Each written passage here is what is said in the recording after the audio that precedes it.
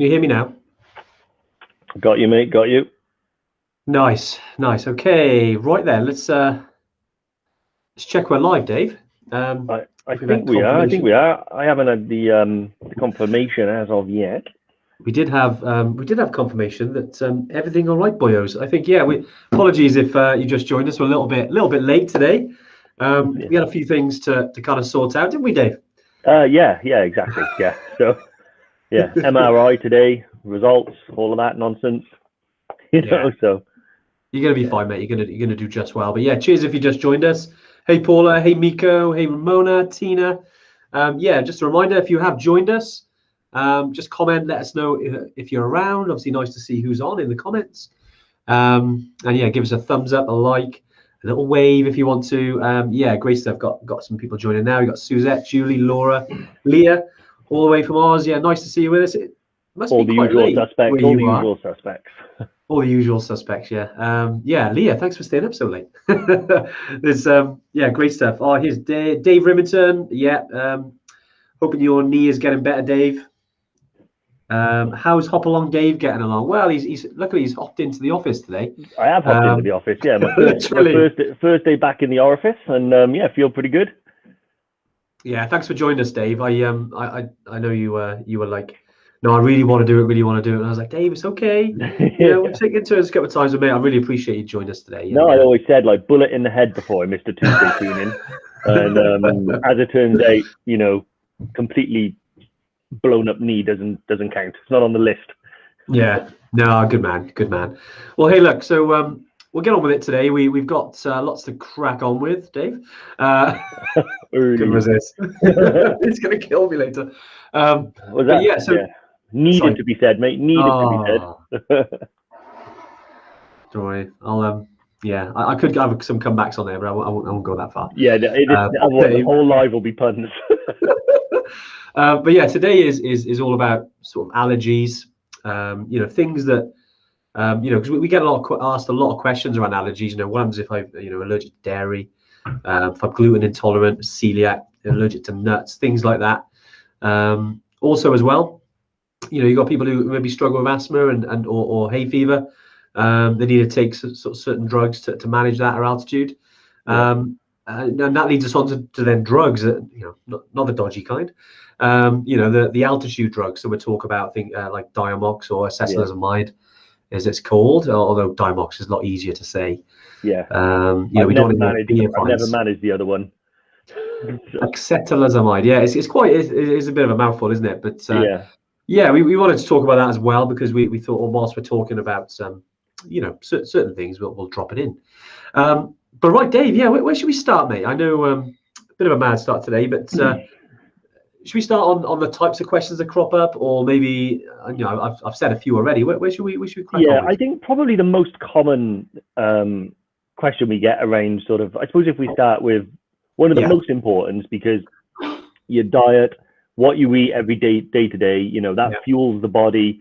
It's got to be right. It's got to work for you. Otherwise, the whole trip is going to fail after day one. So one of the questions we get quite a lot is about, celiac, gluten intolerance, and whether we're able to cover those types of meals. Then you've got vegetarians, vegans, lots of different sort of diets, and it's one of the big things because obviously it is super important to people because you don't want to have to compromise your health or your values in order to be able to reach EBC or Kili or go to Patagonia or anything like that. And one of the good things about our trips, which one of the reasons why they take a little bit of time to put together, is because we don't just sort of slap a name on them and let the chips fall where they may. We do try and sort of work out all of these little kinks for people. And we are happy to say that, on pretty much all of our trips, we are able to accommodate.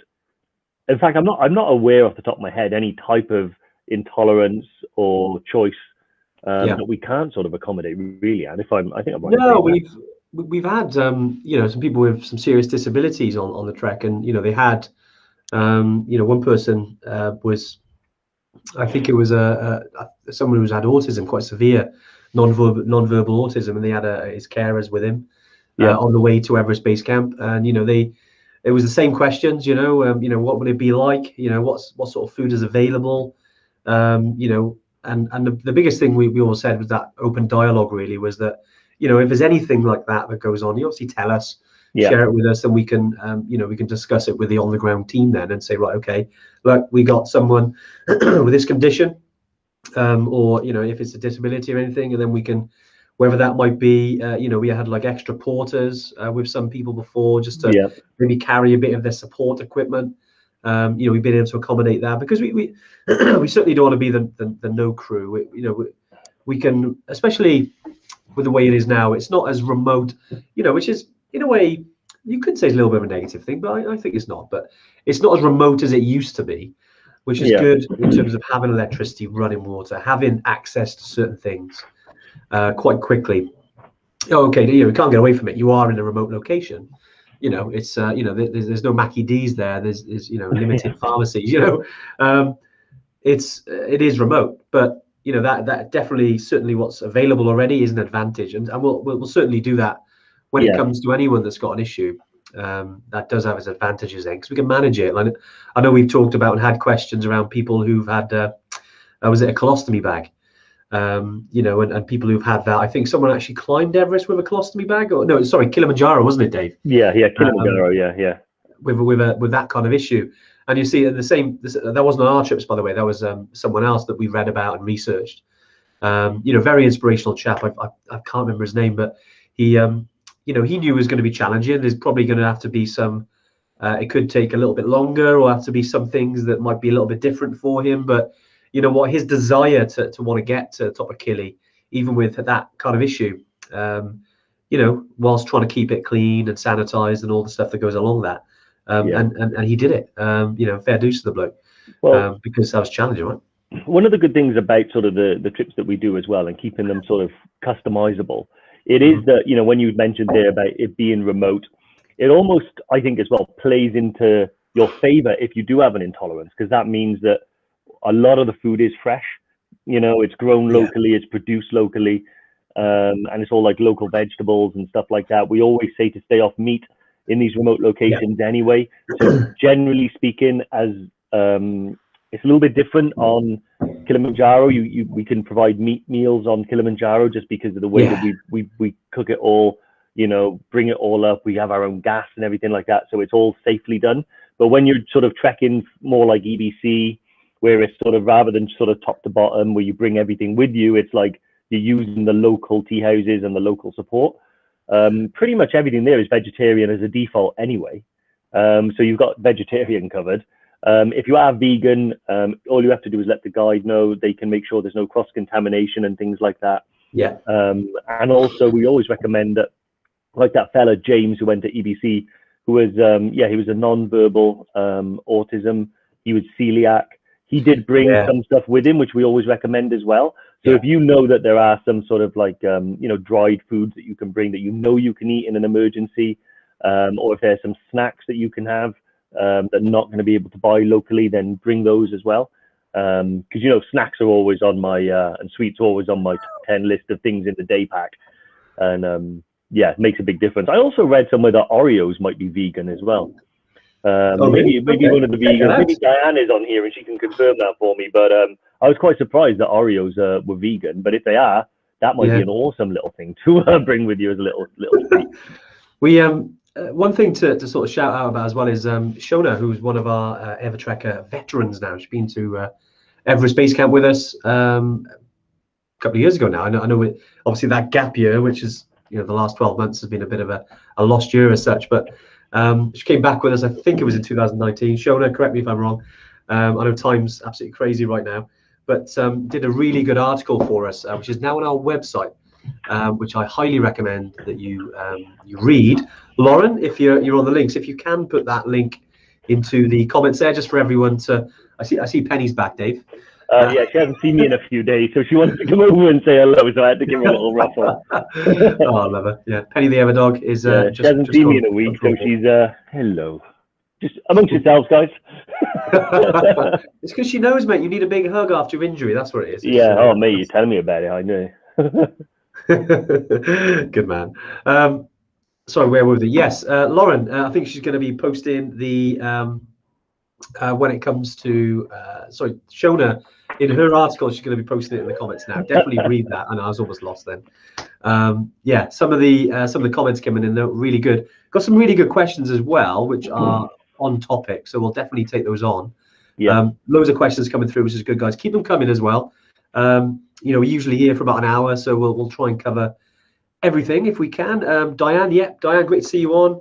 I know obviously we've talked about this before, but yeah, definitely chuck your questions in, mate. I know Oreos are vegan, but can't have vegan. wheat. Dave Remington said Dave Remington single portion intolerant. I got a little EBC, mate, Dalbat all the way. Yeah, because you'll get seconds and thirds, and because they make so much rice, they're like, more rice, and you're like, please, for the love of God, no more rice. They'll keep feeding you until you burst. Bit of a heavy meal to have, isn't it? If you like when you stop for lunch. Like it is, yeah, it is. Like usually, I know Andy's is momos and chips, right? That's the go-to lunch. Yeah, well, sometimes you know when you want to trek, you know, you like some comfort food, or you get to that point where certain foods are kind of, you know, 100% you're going to eat that, even if you're not feeling great, because at altitude that does come into it. You know, the foods that you might normally enjoy, you know, if you're not feeling too well, or you know, one of the symptoms of altitude, high altitude sickness, you know, which is it does subside, but I'd say most people do feel this way, is that you lose your appetite. Yeah. So I always think that if you can stick then, and I know it's a bit boring, but you know, it is what it is. You're on a certain trip that you need the fuel, you need carbs, or you need energy or protein, you know. And for me, if I can have potatoes, so you know, obviously, you know, I've got no intolerances as such, but yeah, so I usually have eggs and potatoes, or momos, which is a Nepalese dish, which is fantastic. Yeah. And you always get this little sort of dip of some curry sauce, which is lovely. And that is just easy to eat with chips. You know, we all like chips. And yeah, and off you go. You got the fuel. But yeah, obviously, if you can't eat chips or you can't eat eggs, you know, what else is there, right? You know, we get this question a lot. You know, what else is there to eat? I know we talk about rice, and again, I don't know the specifics of what's in what. I'm off my educated guess with this. But I know a lot of people before, Dave, have eaten a lot of rice, right? The people who have a lot of intolerances. Yeah, basically, like there's no way of getting around it. But I suppose it's like most places in life, if you're not able to cook for yourself, if you do have an intolerance, it will narrow the menu for you. So you're not going to be able to have everything on the menu. But what we can do, we can be really careful for things like cross-contamination. So if you do want something that's, you know, vegan or vegetarian, but you're just concerned, and we can make sure doesn't come into contact with anything. But the other side of it is, like it tends to be a lot of rice, and you can get vegetable fried rice. Obviously, that I think sometimes maybe they might use the oil, but most of it's just fried in a wok, you know, with a little bit of oil and stuff like that. But you can always say to them no oil or none of this vegetable, and they'll make it for you as you would like it. They're so accommodating. The other thing as well that we should talk about is, you know, on Kilimanjaro, it's slightly different given that we take everything with us, you know. So what will happen is you'll have a little briefing at the beginning of the trek where the guide will ask you, you know, any vegetarian, any vegan, any intolerances. And all you got to do is then make them aware of any specific meal you need or would like or don't want or don't like. And they'll make sure that you're accommodated for the entire trek. And also, like I said, you know, if in doubt, bring something with you. You know, those little, what's that company? Summit to Eat, and do pretty good stuff. Great, yeah. I mean, I'm not sure on their again, their sort of maybe gluten-free range, or you know that, but I know they do cater for sort of vegans and people with allergies. So it's worth looking at them. Summit to Eat. They do have a gluten-free range, definitely. And they're backup, aren't they? You don't necessarily need them because, look, you know, I know you want to bring stuff, and you know, obviously we try and obviously support with food as much as we can because that's what's included. But if you want to bring your own stuff, you can, and we can give them to the guys, and they can get it all ready for you and prepped. You know, that's not a problem. Jerome saying, don't eat the Tanzanian porridge. I think we had a similar reaction there. The banana porridge, and remember when they brought out a huge big bowl of banana porridge? It's an acquired taste. You can't really equate it to the porridge you're used to at home. You got to trick your brain. I mean, I ate it. I had a bowl. I'll be honest with you, I put an unusual amount of jam in it. Like it was Well, mainly like it's quite because in Tanzania, their food that Tanzanians eat is ugali, which is it's made from local produce essentially. That's what nearly every Tanzanian eats. It's yeah. quite basic, and that is an acquired taste. I remember the first time I went to Tanzania, way before start of Evertrek. I think it was 2008 the first time I went there, and yeah, tried that for the first time. But it was quite cool actually, because it was in a remote place. And have I tried that? And I don't think I've tried it. I know we had. I'm not sure. I don't think I did it. Next I know time. we had. Next time I'm there, I'll have it. Which yeah, might give me at least 9 months. I definitely I definitely prefer Nice. Good to hear, Dave. But yeah, banana beer is definitely better than banana porridge in Tanzania. But that's another story. Yeah. Also, yeah, again, not really beer. But there's a picture somewhere of me and you and with some of our guides over there having a little bit of a impromptu celebration, drinking some banana beer. It was a debrief. But moving on from diet then, Anne, should we talk a little bit about perhaps the medications that you might need and stuff like that? Yeah, there's a couple of questions I know come in. I'm just reading some of the comments, guys. Great to see so many people joining us as well. Someone was talking about sort of using different medications together as well, which there's some sort of myths around that. So it's want to try and bust those if we can. So the first one obviously is Diamox or acetylazamide if you want to Google it. But Diamox is essentially something that I think it was about 50, 60 years ago. It was used to treat epilepsy initially, epilepsy and some sort of eye glaucoma. That's it. And they realized for some crazy region that actually it's great when you're at altitude to sort of help with the symptoms. And back in our early days, it was something that I have to be honest, I wanted to do more research on and also testing as well. And now, sort of 5 years on from my sort of early thoughts around Diamox, which was, I used to advise against it. I want to be honest about that. But my mind has completely changed, and it can change people's trips like that. Absolutely unbelievable. You'll see people that say really, bad at say 3,500 meters. Like almost like, okay, trip's almost over here, and then they're on Diamox, and the next day they're at 4,500 meters or just over 4,000 meters, and they're fine and they're strong, and you're like, wow, that was a change. And all of our guides do carry Diamox, but you can visit your local travel center or travel clinic, GP. GPs for some reason they don't like prescribing it, so if good to have a chat with them. But I always like to sort of advise that they're not altitude specialists. No. Speak to the travel guys, the people that the travel specialists. They're the ones who they will prescribe it because they know what it can do and they know how safe it is. So definitely speak to them. But yeah, Diamox is certainly one that I highly recommend if you are struggling. Dave, I know last year on Kili, it wasn't something you used before and necessarily didn't really want to use it, but you did, and it changed your trip, right? Yeah, no, I've joined Team Diamox. So I've done EBC multiple times and been to altitude multiple times, but and I always treat medication. So if I need it, I'll take it. I've always advised people that.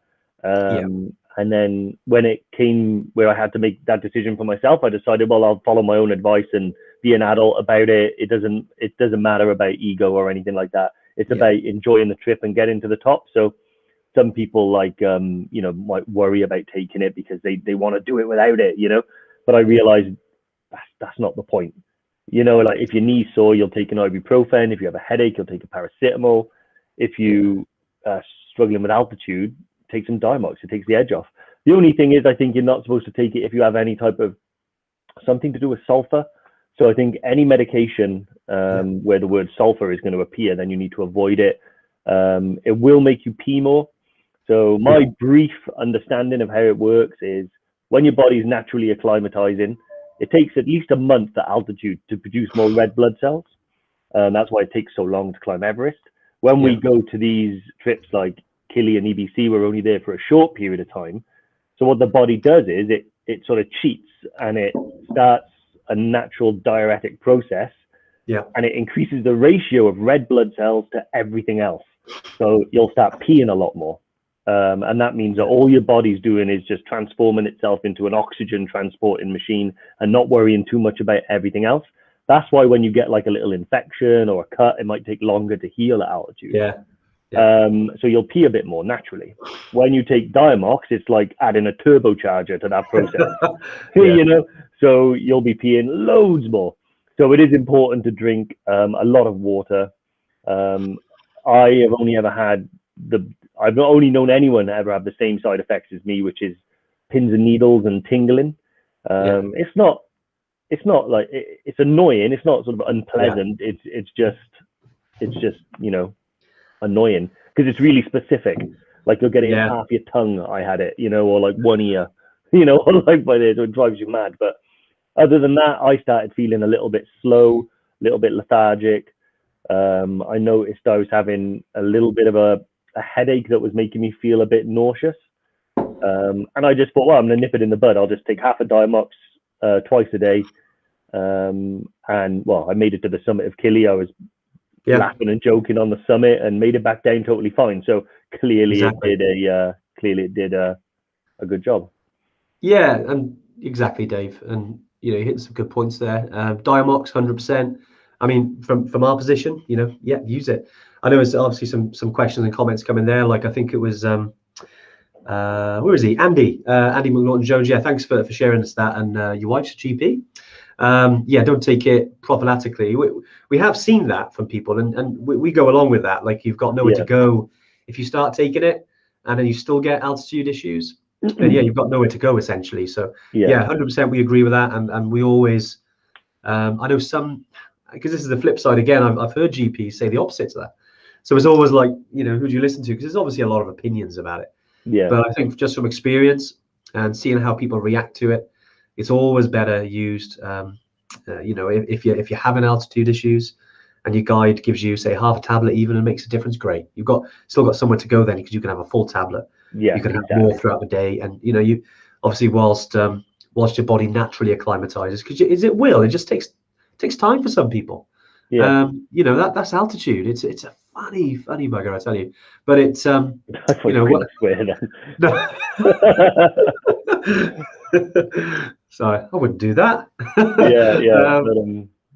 No, but it's 100%. And then there's some other questions. I think I saw someone ask earlier around using certain drugs with a certain medication with Diamox, and if you can, like for instance, some people who are at altitude like to take an aspirin a day, which is cool. I mean, I do. Some people like to take ibuprofen or even paracetamol. You know, Dave is practically a walking pharmacy at altitude. So, you know, we always go to Dave essentially. You know what? Mate, I have that first aid bag full of all the medication I need. Everyone always laughs at me in like at Kathmandu or Moshi. Halfway up the mountain, they're my best friend. I remember when Steve, our videographer, was halfway up Killy, and he came over to me. He's like, Dave, ibuprofen. For the love of God, ibuprofen. And I was like, calm down, mate. I got it here. But no, mate, I call them in Nepal, in the pharmacy there, I call them super mighty pills. So you can get these ibuprofen and paracetamol combined. Which is which normally people wouldn't recommend, right? Well, you can do it. I mean, it's fine. Like, you can do it because they don't contradict each other or impact each other. One is just an anti-inflammatory. One's like for headaches. So you can do it. Obviously, you've got to be wary of how much you're taking. So don't just like don't have a Pez dispenser and just keep like firing them in. You know, just like Andy's wife would say, you know, don't take it if you don't need it. You know, there's no need to take any drug if you don't need it. So if you're having a problem like pain or altitude or anything like that, stomach related, then you can take it to treat it as you would back home. You know, being at altitude is no different. You know, although altitude is another factor. If you're not experiencing altitude sickness, then just enjoy that. You know, and congratulations, you're acclimatizing well. There's no need to worry about getting it. You know, and just proceed with that mindset. Yeah, I am. Jerome, thanks for joining us again, mate. I was told by the Killy team leader that you should not take Diamox and aspirin in combination. Yeah, and again, this is, you could have a team leader, a guide, you could have someone else, a GP. There's so many opinions out there about what you can and can't take together. From experience, I've known people who have taken them together. I've taken them together and I'm fine. Because I take aspirin anyway at altitude. I mean, it was something in all my research, even before starting the company, 5 years ago now. It was something because I thought, okay, if you're aspirin and blood tends to thicken because it produces more red blood cells, if I take aspirin, maybe that'll level it out a bit. And even if it has that placebo effect, it make me feel better. So I did. And the first sort of 2 or 3 times I did that at altitude, didn't take Diamox. I've taken Diamox once, very short period of time, and aspirin, and I was fine. I know a lot of people who have done both, and they've been fine. So I think, yeah, Jerome, it's a good question, and I don't want to sort of say that your team leader on Killy was wrong, because you know what, there's always different opinions. I'd say my personal opinion is you're fine to take the two together, but we all have to kind of make that choice of, we're all adults and we all know relatively the same bits about these drugs. I'm not a doctor or a GP. I'm talking from experience. And experiences, I have taken both and have been fine. And I think, maybe that guy or lady might have seen someone else be ill, but it might have been something else. You never know. But I'd say you'd be fine. I mean, our position on it is Nomad Travel Clinic, the nurses there have said that the only contradiction with Diamox really is the sulfur-related medication. So I think it's quite often if you have a heart condition or something like that, you might be on medication that has some degree of sulfur in it. Okay. I'm not 100% certain. I know that climbers use aspirin, because it has a blood thinning effect. Yeah. And when you're climbing Everest, for instance, your blood will get like really viscous and thick, particularly if you try and do it without oxygen. They always take aspirins, and it's good for headache as well. So it just keeps it. But like I said, I mean, just follow the advice of the professionals. Like if your doctor or your GP or your nurse, whoever it is, says not to do something, then just listen to them. Also listen to your guide as well. Jerome, your guide might have had a very good reason for suggesting that. He might have had an instance in his life where he's dealt with someone where they were both on those and had difficulty. But it's a good question. I'll look into apparently why. But So I've seen a few comments. I am certainly a bit red today. I spent hiking in North Wales this weekend. I don't know if you saw the email. There was some swimming involved. But yeah, there was lots of sun, and it was great to get away for the first time in ages doing some hiking. Just a nice little relaxing weekend. A bimble on the Saturday was great. But yeah, I do burn quite easy, and I know I should listen to my mum and use more sun cream. And you're Welsh, mate, like me, where we evolved to live under cloud. Yeah. So, I know, and it is warm in here as well. I realized that. I was like, geez. But yeah, great. Dave, we'll crack up with some questions, because I tell you what, we've got loads actually that have come in. Good idea. Lauren's been posting loads on here. Let's go. Right, let's have a look. Right, let me remember where we were at. Okay, right, Dave, I'll start with this one, shall I? Here we go. Chris, booked for EBC and Killy with ourselves. Great, Chris. He has a severe nut allergy. He's going to have a couple of EpiPens just to make sure new insurance covers it. But should I bring some snacks?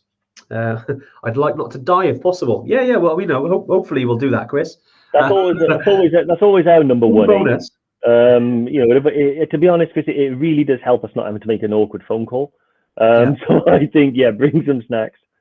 What do you think? I think let the guide know, because it depends. I know some people that can't even come into contact with a nut, right? Like if someone's eating a nut next to you, it has an effect. So do take all the precautions that you normally would at sea level, and bring some snacks. And if possible, mate, we will keep you alive. On a serious note, just obviously all jokes aside, with severe nut allergy, look, we know it's great that you're having those EpiPens with you, and we'll make sure then that with regards to anyone using nuts on that trip, we'll brief everyone to limit that and almost sort of get that stopped, because I know if you've got a serious nut allergy, it doesn't take much, does it? Chris, as long as you let us know. Sorry, Chris, I only got your first name on here, mate. But if you are watching, do let us know. Do drop us an email, info@evertrek.co.uk, just so we can sort of make sure that we've got all that covered for you when you come on EBC and Exactly. Killy. So Yeah. Lyndon Taylor and booked for Killy February 2023. When does Lyndon need to inform you of any dietary requirements? Vegan. Yeah, nice. Just let us know before you go. As long the thing is, we'll always brief the team anyway before you arrive. So, if you want to let us know now, we can leave a note so we know when you arrive. But if you want to tell us near the time, yeah, we can brief the team, brief the guides, brief the cooks, and all the support team, and yeah, that'll be fine. So, anytime, Lyndon, it's always good. Even if I know it's like you're kind of waiting for the trip. But we can sort of save your notes here, and we can make sure that you're looked after. Yep. Awesome. Nice. Well, excuse me, Dave. Right, Gavin, looking forward to EBC trip in November. Yep, Gavin, can't wait to have you. Using contact lenses. I think we had a couple of these last couple of weeks. Yeah. Other people's experiences of using them. Do most people use daily lenses? That's his first question, and then he asks about water bladders. I suppose we'll come back to that. He is wishing you a speedy recovery, Dave. Thank you very much. Yeah, Dave, where do we start with regards to contact lenses? I've not used them myself. I'm gonna go out there on a limb and say that Shona used contact lenses, but I don't know. I don't use them myself. I know people have used them. With regards to daily or the ones that you wear for like a week, I'd probably suggest ones that you wear a week would be better. You want to avoid taking them in and out as much as possible, I guess, and in that respect, because obviously it's not the most sterile environment when you're in those lodges and stuff like that. Yeah, but I don't know. I don't wear contact lenses, and to be fair, I don't even wear my glasses if I don't have to read anything. So Ramona, I knew Ramona would know. Oh, was it Ramona instead of Shona? Was it? Yeah. Maybe Shona did as well. Too many. No, great stuff. Ramona used. Even she knew it was Ramona. See, they know, Dave. Yeah, exactly. Daily disposables for me at EBC. There we go.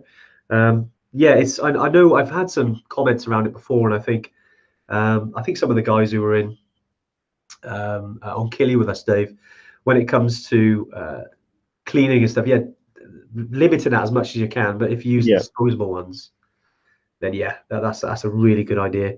With regards to that, he does ask as well about water bladders and the best way to keep them clean on the EBC trek. Dave, I know you're good at keeping your bladder clean. Yeah, well, to be honest, I've only ever cleaned my bladder about once or twice over the entire time I've used it. So to be honest, because you're filling it up multiple times every day, you don't really need to keep it clean over the length of a trek. When you're cleaning your water bladder, it's more that when you know you're not going to use it for a period of time, I'll completely clean it and dry it out, and then it's fine for the next time I use it. But when you're on a trip, you're going to be filling it up, draining it, filling it up, draining it multiple times a day. So you won't really need to clean that water bladder during the day, especially if it's new as well. You're not going to get a buildup of any nasty rubbish in there. It's only when it's been left, if you stop using it and there's a little bit of water in there, and then you leave it for like weeks or months on end, particularly if it's in sunlight, that will grow a bit of fur on it. But I reckon, completely empty it, dry it out. But when you're on the trip, don't worry about it. It's not necessary. It's more of a headache than you need trying to keep that thing clean. And by the fact that you're filling it and draining it and using it every day, it's not necessary. Nice. Andrew Scott, actually, quite a big question, I suppose, and could do a whole live on this. But another page on Facebook claiming Kathmandu has gone back into lockdown. That's right. Over the last couple of days, we all. I don't know if you've actually been hiding under a rock. You'll know what's happening in India right now, which is which is really bad at the moment. And obviously, Nepal is just across the border from India. So unfortunately, the cases are rising in Nepal. We have been keeping an eye on it.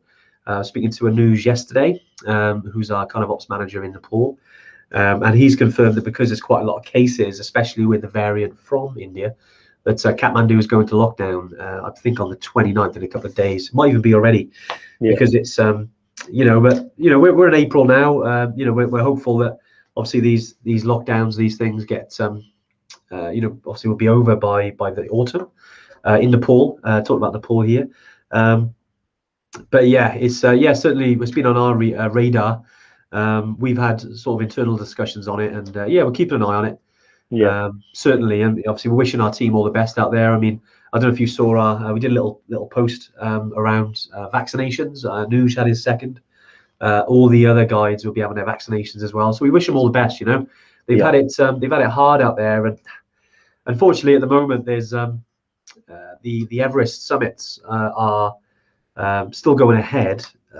You know, but there's lots of opinions on that, Dave. I know we shared our opinions earlier over lunch, but it is crazy that, to be honest, there's people on the mountain. Yeah. Well, I mean, you know, it's happening, isn't it? Well, obviously we made the call, and it was the right call, and it's kind of made for us that, not to run this spring season. And there's, it's like all of that. It's like the Jeff Goldblum problem, from Jurassic Park. Just because you could doesn't necessarily mean you should.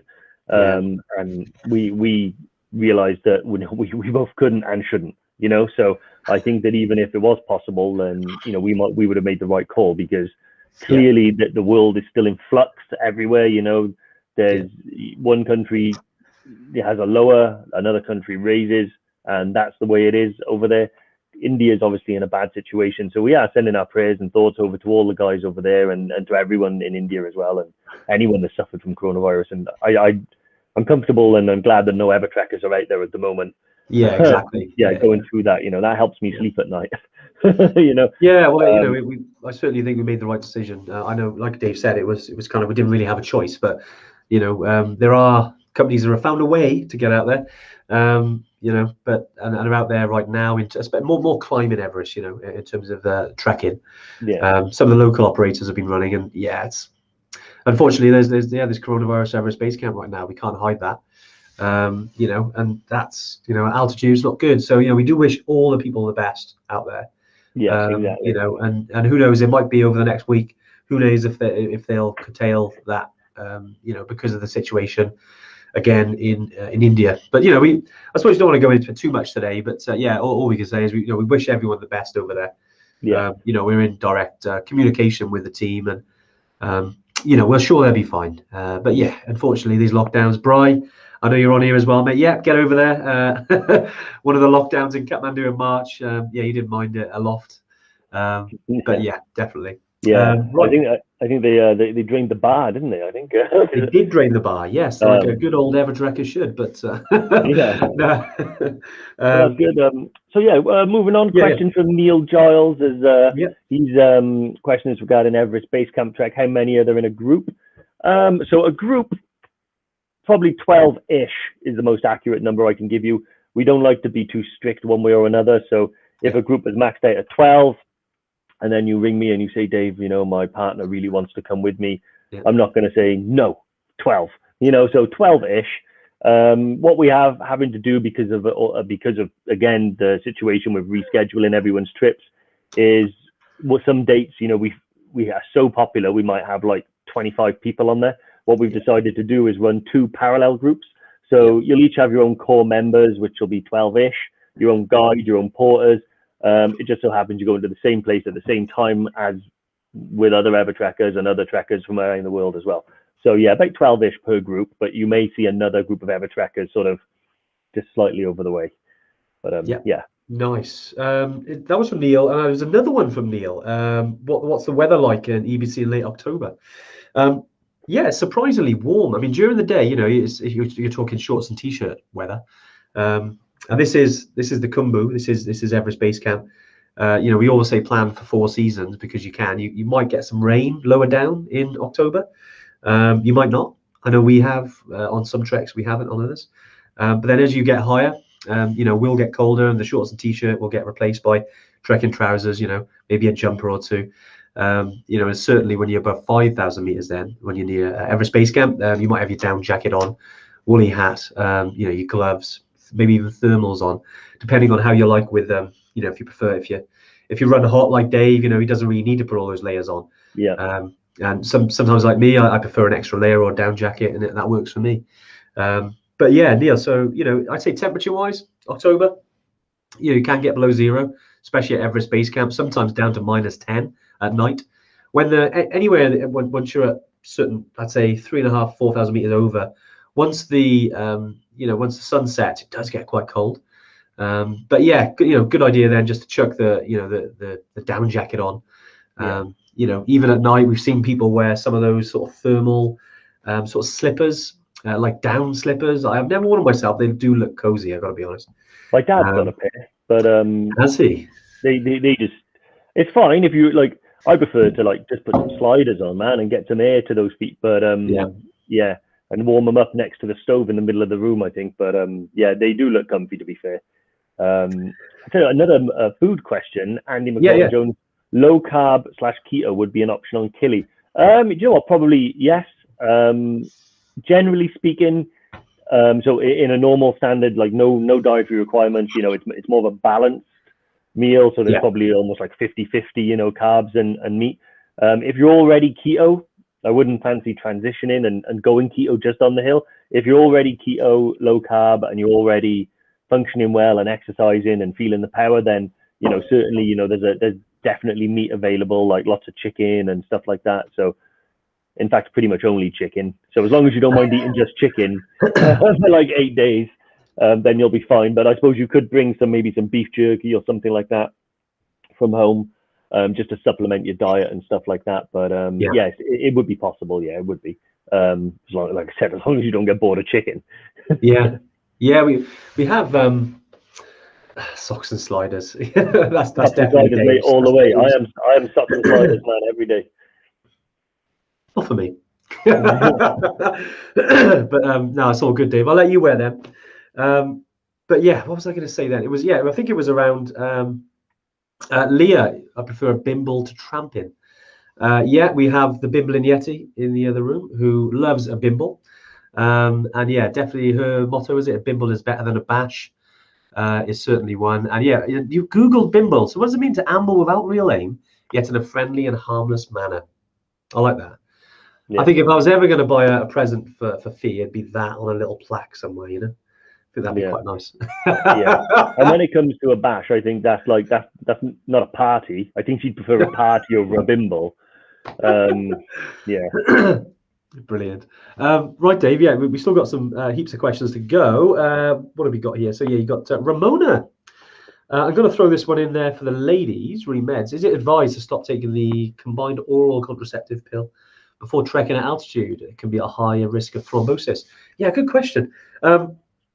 I mean, I know and feedback from people who've taken the contraceptive pill at altitude, because I know that especially in Kili, taking it with anti-malarials it doesn't work as well.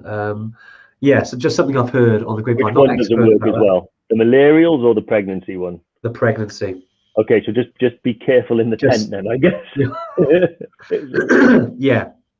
But definitely, I think if there's anyone that's had experience of using both of those, or you know, any info around that, I wouldn't say the expert on it, but I'd like to find out actually. Ramona, I'll definitely do some research on it. But if there's any other people that know a bit more information about that, then yeah, let us know. Yeah, excellent. So moving on, where are we at now? Andrew Scott, can Diamox be available in a chemist in Tamil? Be the real deal.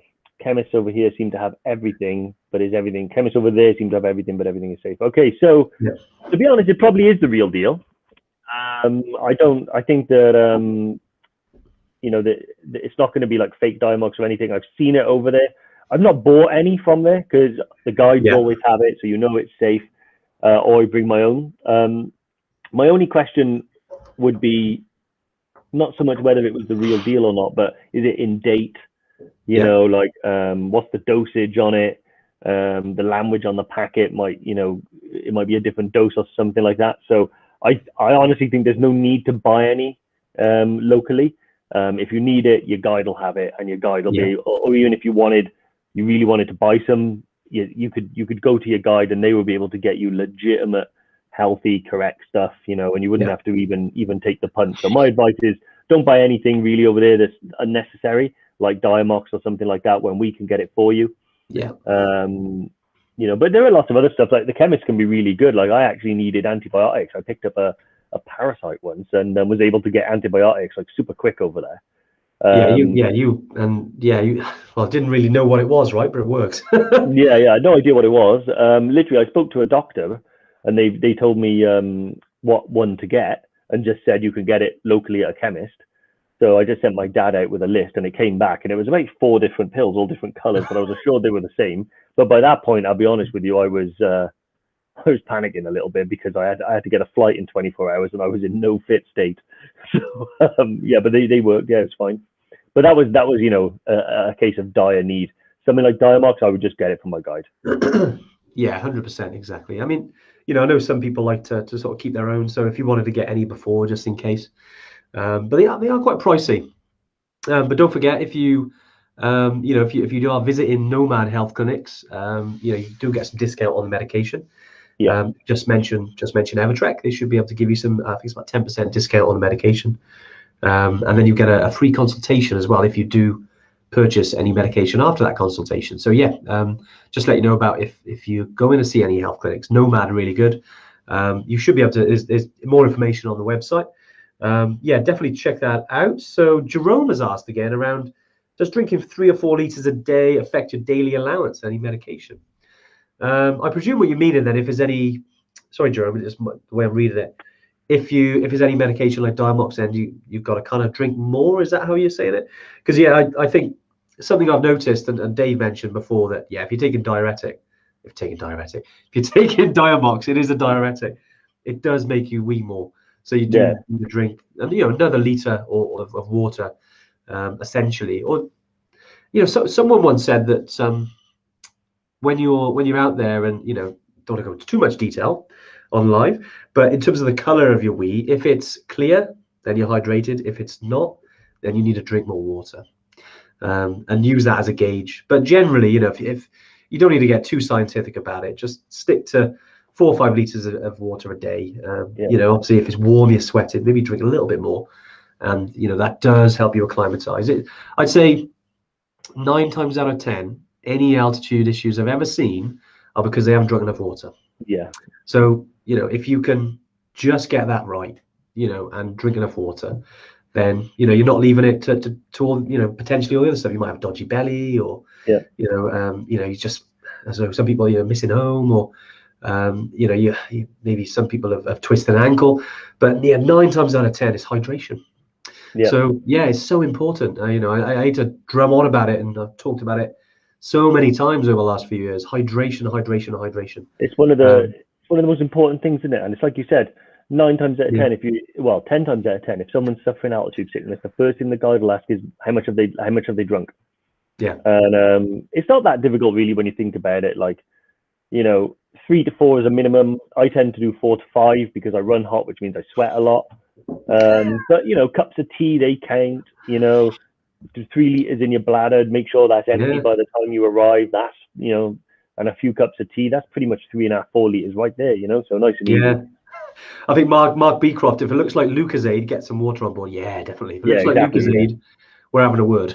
Although it is tricky if you take Barocca every day, isn't it? Because Barocca it's like glow in the dark. That's a good point. Next week podcast, what color is your wee? Hashtag, okay. Is a hashtag there somewhere, Dave? Yeah. Hashtag, what color is your wee? Okay. Yeah. Maybe, we'll see about that. Yeah. There was a pee chart over the toilet. I love it. See, all these things you think you shouldn't talk about, clearly you guys want to talk about it. Well, this is the thing. You don't want to shy away from these topics, because no, although in over the dinner table perhaps not, but when you're out there trekking, these are the things that matter. All of our bodies and their functions are sort of laid out. We all have to go through it. Nice one. Like a few more questions then, because I know we've gone on a bit here, but Diane asked around kind of caffeine. I love a good. Sorry, I have to have my coffee when I'm on here. Is the tea they give you black tea? I'll bring my own herbals if necessary. One thing, especially in Nepal, Diane, a little bit different in the other countries, but Nepal is known for fantastic tea. Loads of different teas out there. Rhododendron tea. Yeah, it's fantastic, isn't it? I remember trying that masala tea. You got so many different teas, and certainly if there's ones that obviously if caffeine, because you can't have caffeine, there are like really clean. I say clean, is that there's not much to teas that you can have out there. Yeah. Definitely discuss it with your guide, because the locals do know a bit more about the types of leaves that they can use. That I know rhododendron tea is very clean. The rhododendron tea is very clean. Also, the tea out there is not. I mean, by all means, bring your own tea bags. If you have, sorry, if you have like a strawberry or something like that. But the teas that, the term like white tea, so it's not with milk. Our tea bags without milk, the tea's like coffee almost. Over there, it's like what they call like white tea predominantly. So you can drink it without milk, and it's not like black and too strong. It's quite nice. Sometimes they put honey in it, a bit of ginger as well, which is supposed to be really healthy and helps acclimatize. As long as you don't mind little chunks of ginger. You like the ginger tea, Andy? I do like the ginger. Well, ginger's so good for you, and when you're out there getting all the goodness you can get, that's why I know you're taking maybe supplements. You got like a Barocca or something like that. But if you can get some ginger or garlic, I mean, we haven't. I'm surprised we haven't even talked about garlic soup today. Garlic soup, garlic fantastic. soup, one of the best. And all the Sherpa and the guides, they always harp on about, if anyone's not feeling too good, they'll try them with a garlic soup. Maybe if that'll pick them up. And Sherpa stew is another one if you've lost your appetite. But they say, a lot of people believe, and some people say it's an old wives' tale. Some people say there's some truth to it. But garlic helps with altitude sickness and with acclimatizing.